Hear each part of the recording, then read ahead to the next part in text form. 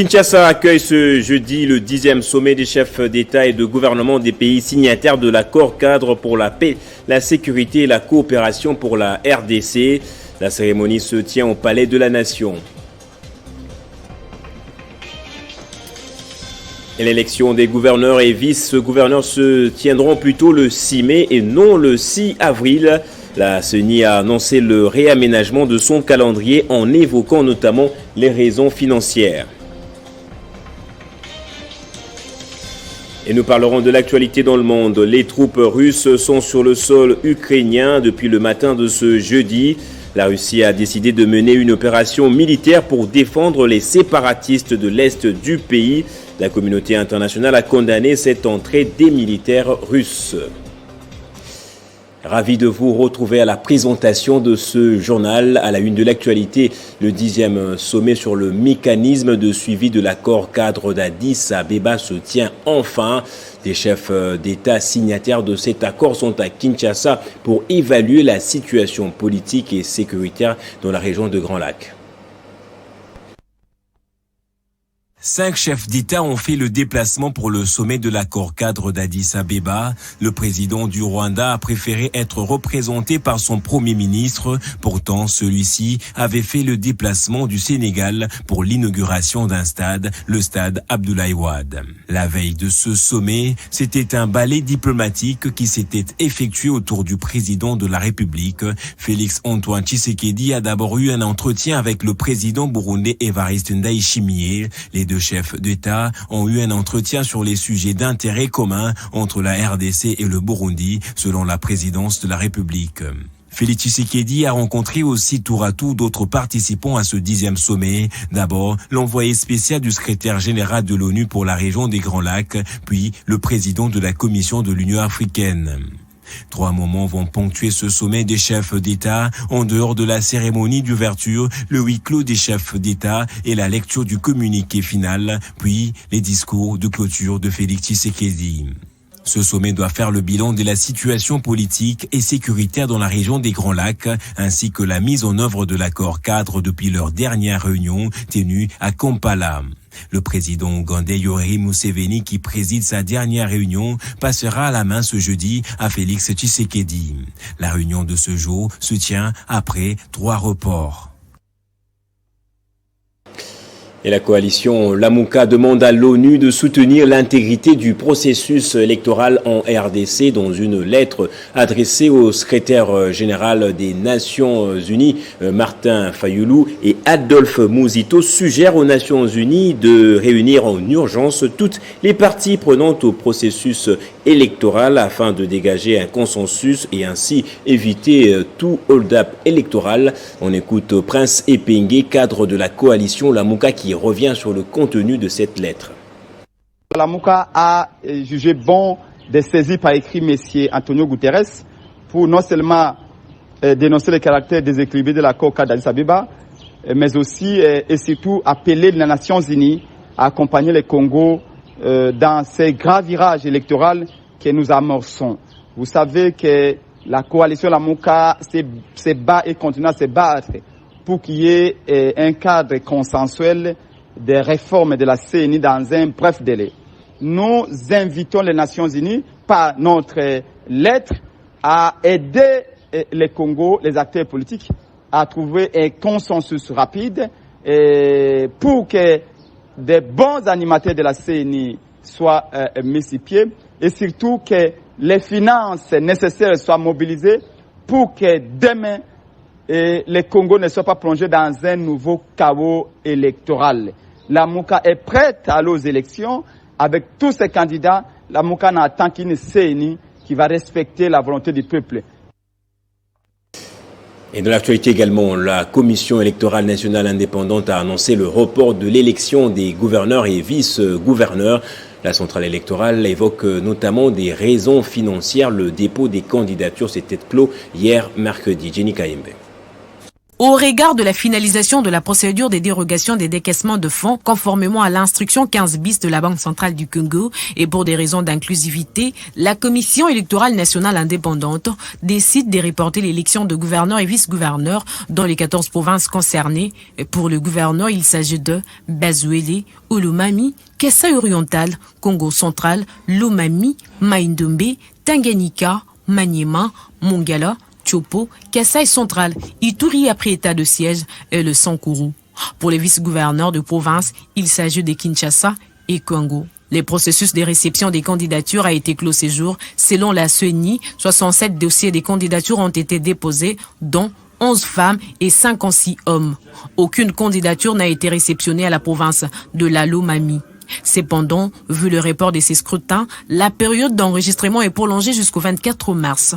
Les listes provisoires seront rendues publiques le 2 avril, tandis que celles définitives devront être dévoilées le 21 avril. Pour ce faire, elle affirme que les candidatures déjà déposées dans le premier délai restent valables. Cette institution d'appui à la démocratie qui annonce cette nouvelle dans un communiqué rendu public hier évoque notamment des raisons financières et le souci d'inclusivité. Pour rappel, la Commission électorale nationale indépendante avait initialement prévu l'élection de gouverneurs au 6 avril de l'année en cours. Et à l'international, c'était craint. Le scénario de l'invasion russe est enfin mis sur pied. Le président russe a lancé tôt ce matin une opération militaire en Ukraine. Vladimir Poutine a demandé aux forces ukrainiennes de déposer les armes et a menacé fermement contre toute ingérence étrangère dans cette affaire.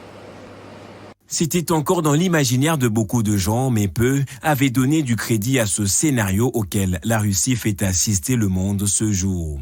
Les soldats russes sont depuis ce matin sur le sol ukrainien sur décision du chef du Kremlin qui, comme il en a pris l'habitude depuis le début de cette crise, n'a pas mâché ses mots pour prévenir d'une escalade sans précédent en cas d'une intervention des alliés de l'Ukraine. Le monde est resté médusé. Pour beaucoup, les limites de l'acceptable ont été franchies. Les condamnations sont donc unanimes dans le monde. Le président américain a dénoncé l'attaque injustifiée avant d'ajouter que le président Poutine a choisi de lancer une guerre préméditée qui entraînera de souffrances et pertes humaines catastrophiques. Antonio Guterres a imploré l'arrêt immédiat du conflit enclenché par la Russie en Ukraine après une réunion d'urgence du Conseil des sécurités. Même réaction en Europe qui prévient la Russie de son isolement. L'Union européenne a en effet annoncé mettre en place de nouvelles sanctions beaucoup plus sévères, jamais prises jusqu'ici contre la Russie. Seul pays à n'avoir pas condamné la Russie pour l'heure, la Chine, le pays de Xi Jinping, s'est contenté d'appeler à la retenue les parties prenantes afin d'éviter que la situation ne devienne hors de contrôle. Officiellement, la Russie a décidé de mener cette opération militaire pour protéger les séparatistes pro-russes qui continuent à gagner des territoires. La Russie a infligé des frappes contre des positions militaires ukrainiennes. Ces attaques ne visent pas la population dont une partie fuit déjà le pays. Pour protéger l'intégrité de son territoire, le président ukrainien Volodymyr Zelensky a dit être prêt à donner des armes aux civils avant d'appeler à une coalition mondiale anti-Poutine. L'Ukraine a également rompu ses relations diplomatiques avec la Russie quelques heures après l'assaut. Et justement, une réunion de crise a été organisée plutôt ce matin au ministère des Affaires étrangères concernant le sort de nos compatriotes se trouvant en Ukraine. Des contacts ont été établis avec la communauté congolaise, notamment avec Kiev. Et toujours en rapport avec cette actualité, le président russe qui a prévenu justement sur les conséquences encore jamais connues qui adviendront en cas de menace contre son pays, a promis une réponse immédiate. Mais que faut-il redouter? On en parle avec Hans Banieki, professeur des relations internationales, en ligne avec nous depuis Kinshasa. Dites-nous, professeur, jusqu'où peut aller selon vous la démarche des Russes dans ce conflit avec l'Ukraine? Pour comprendre la démarche russe à l'Ukraine par rapport à ce qui se passe là, il faut remonter d'abord dans les temps. Et je dirais ceci. La question de l'URSS commence en 1922. 1922, aujourd'hui 2022, ça fait 100 ans.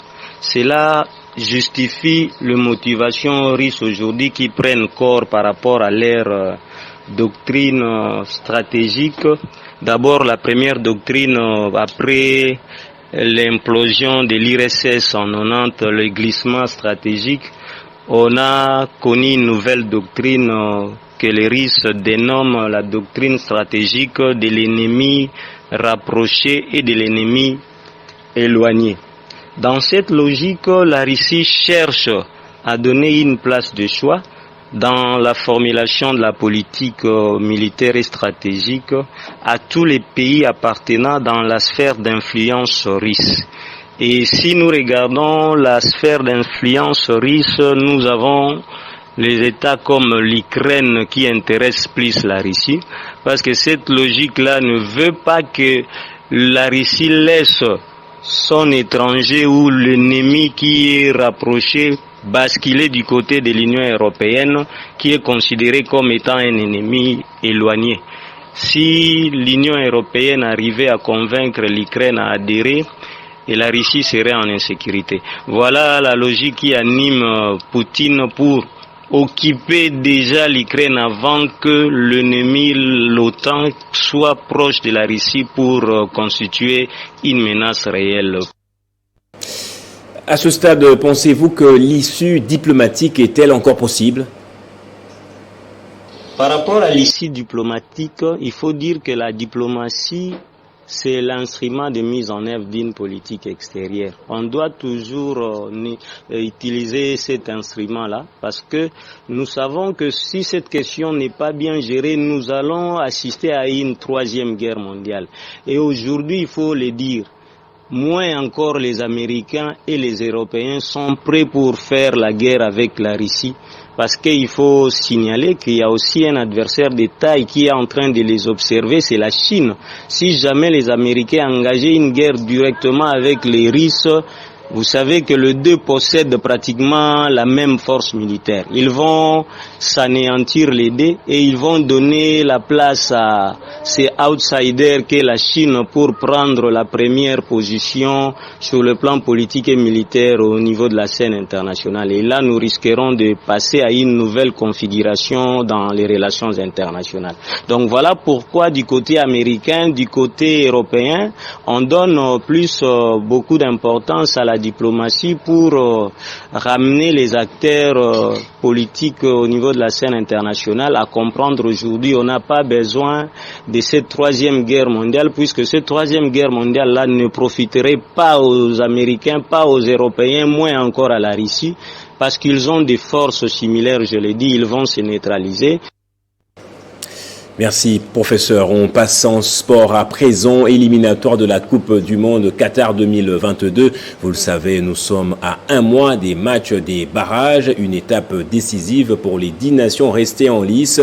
Hier, lors d'un échange à bâton rompu avec la presse sportive, Serge Condé Chembo, ministre des Sports, a appelé plutôt à la mobilisation tous azimuts pour la double confrontation entre la RDC et le Maroc. L'heure n'est pas à la division, mais plutôt à l'union sacrée afin de permettre aux fauves congolais d'arracher leur billet pour le mondial. Qatar renchérit-il. Au cours du même échange, le patron des sports congolais a précisé que le ministère des Affaires étrangères a gardé un lot des passeports de service à tous les binationaux qui accepteront de venir porter le maillot de l'équipe nationale. Vous écouterez Serge Condé dans nos prochaines éditions.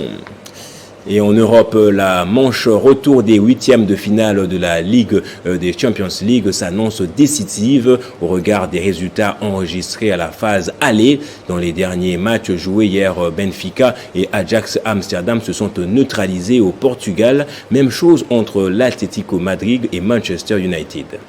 Le Colchoneros était pourtant bien parti pour remporter cette bataille face aux Red Devils de Manchester United dans un stade Wanda Metropolitano plein à craquer.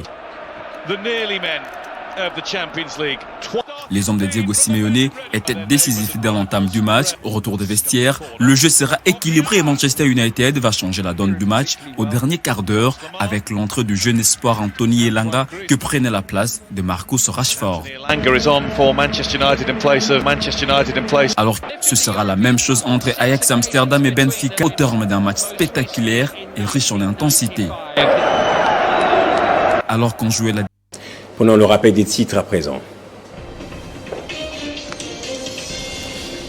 Kinshasa accueille ce jeudi le 10e sommet des chefs d'État et de gouvernement des pays signataires de l'accord cadre pour la paix, la sécurité et la coopération pour la RDC. La cérémonie se tient au Palais de la Nation. L'élection des gouverneurs et vice-gouverneurs se tiendront plutôt le 6 mai et non le 6 avril. La CENI a annoncé le réaménagement de son calendrier en évoquant notamment les raisons financières. Et les troupes russes sont sur le sol ukrainien. Depuis le matin de ce jeudi, la Russie a décidé de mener une opération militaire pour défendre les séparatistes de l'Est du pays. Restez avec nous pour la revue de presse.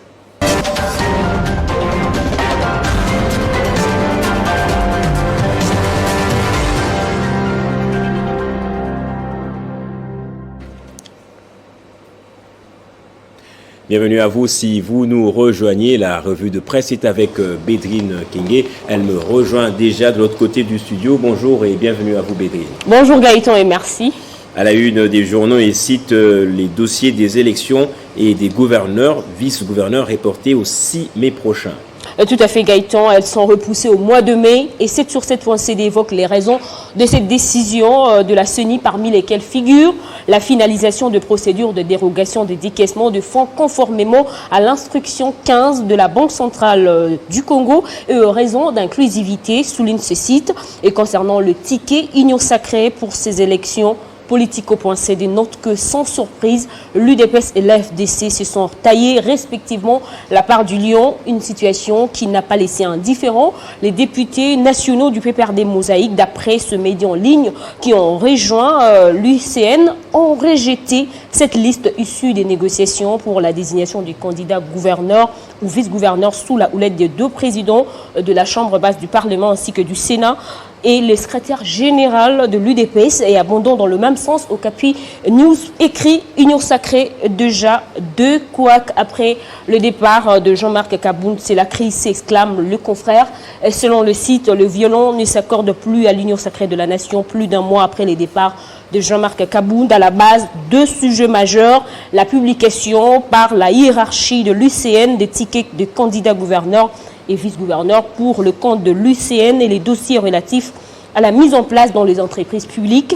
Et après la mosaïque PPRD, c'est le tour de la coalition des démocrates codés en sigle de Jean-Lucien Boussa. Ce regroupement note avec indignation que ce rapport n'a pas été présenté à la plénière des chefs des partis regroupements politiques membres de l'UCN, n'a donc pas été débattu et approuvé. La Côte dénonce également l'arbitraire et la volonté pernicieuse de certains leaders de se positionner personnellement en perspective des élections de 2023 au détriment juste de la cohésion plutôt et de l'efficacité face aux enjeux politiques présents et futurs. Et autre sujet, des dirigeants des pays africains de plus en plus se tournent vers la Russie. Effectivement, Gaëtan, cette tendance se confirme petit à petit en lisant ce que le média écrive ces derniers jours. RFI.fr nous informe que le vice-président de la junte militaire au Soudan, Hemeti, en visite à Moscou. En croire ce site français, ces déplacements interviennent alors que la junte à Khartoum est sous pression de la communauté internationale après les coups d'État du 25 octobre dernier, vous vous souvenez. Il sera très certainement question d'accord de coopération militaire qui lie les deux pays, notamment d'un accord portant sur la création d'une base navale russe au Soudan, ajoute Radio France Internationale.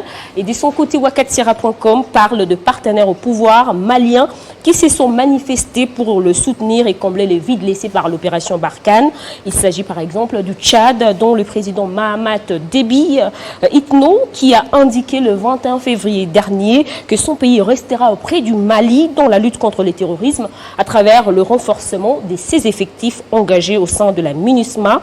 Et enfin, des groupes armés signataires de l'accord de paix Et Bamako peut aussi compter sur l'appui des mercenaires russes, le Wagner Gaëtan. Et sur ce sujet, l'observateur Palga a fait une analyse et a titré France, Russie, Wagner, les Africains véritables descendants d'une farce géostratégique.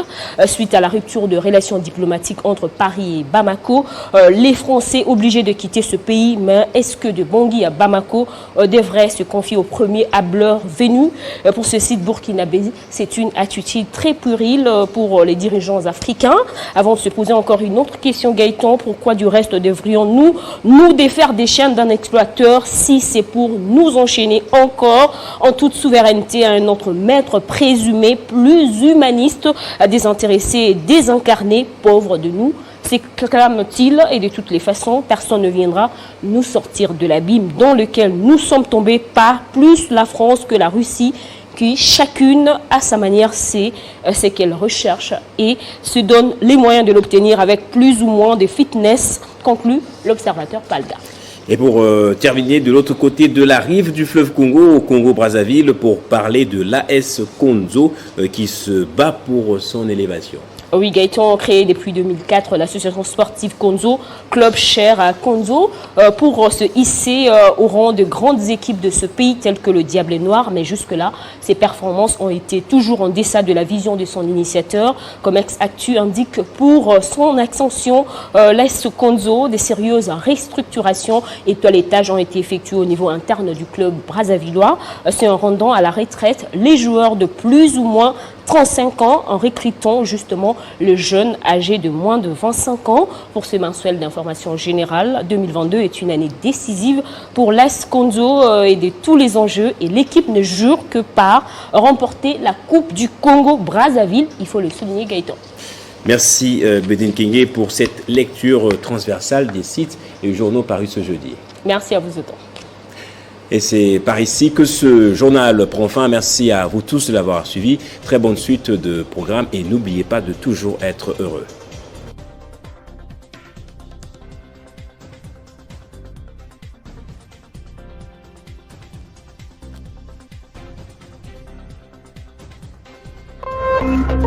Téléchargez les infos Télé 50 sur www.télé50.cd.